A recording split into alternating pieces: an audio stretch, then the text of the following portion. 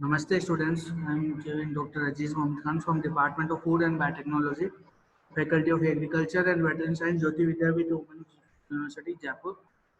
Today I am going to discuss about the topic some group of bacteria which are important in the food bacteriology. So the first category in which the bacteria which are important in food bacteriology is lactic acid forming bacteria, which are the beneficial bacteria. So in this video we are going to discuss about the beneficial bacteria. So first is lactic acid forming bacteria. Lactic acid forming bacteria means the bacteria ferment sugar and produce lactic acid from the sugar sources. And this lactic acid is actually used in the production of some fermented products such as sauerkraut and cheese.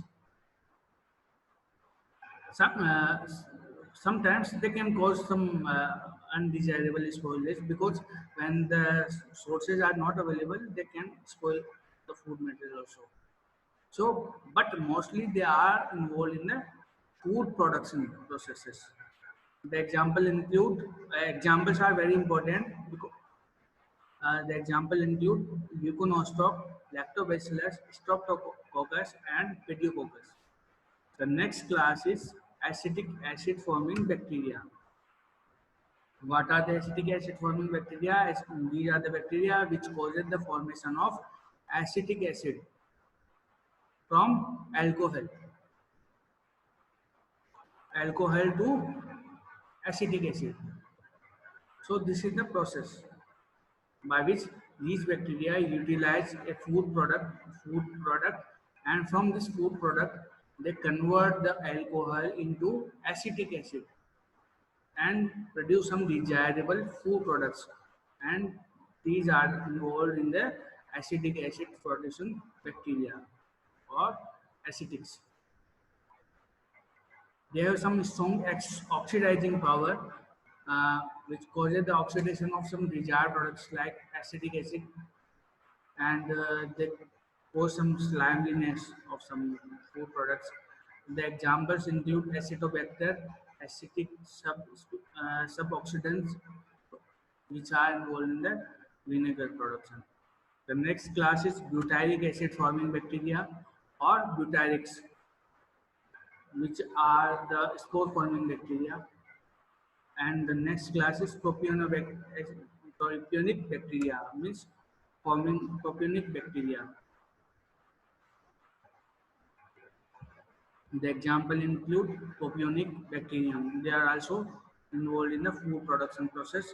The next class is proteolytic bacteria. Proteolytic bacteria are the classes which are involved in the proteolysis, means they have lytic activity. What is the use of this lytic activity?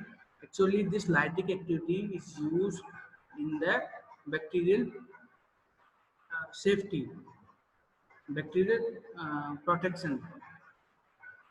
So, using these lytic activity, bacteria can protect itself from the uh, some pathogenic bacteria or some pathogenic microorganisms. So, there are proteolytic bacteria which are involved, which are used for the food production also, and they are involved in the protection of some bacteria itself. So they are acid proteolytic bacteria also and cause the acid fermentation like proteolytic uh, activity also. The next class is lipolytic bacteria. Lipolytic bacteria means they cause the lysis of the lipids, lysis of lipids. So they are known as the lipolytic bacteria. They cause the lysis of lipids, fats, fatty acids, glycerols, and by these lysis method they are known as the lipolytic bacteria, and most of them they are involved in the same thing, bacterial protection. They are involved in the protection of some bacteria. Next class is saccharolytic bacteria. Saccharolytic bacteria are the bacteria which hydrolyze disaccharide or polysaccharide into simple sugar, disaccharide or polysaccharide into simple sugar. means they are converting the food into simple materials. They are hydrolyzing it. They are making the simple products. Okay, they are hydrolyzing starch into simple sugar. They are hydrolyzing some starch materials and polysaccharides into sugar, simple sugars. So they are saccharolytic bacteria, lysate of sugar. Pectinobacteria are the bacteria which are complex carbohydrates that are responsible for the cell wall rigidity in the vegetables and fruit pectins, and they cause pectinolysis of this pectin. Means the lysis of the pectin of cell wall का degradation हो रहा है यहाँ पे.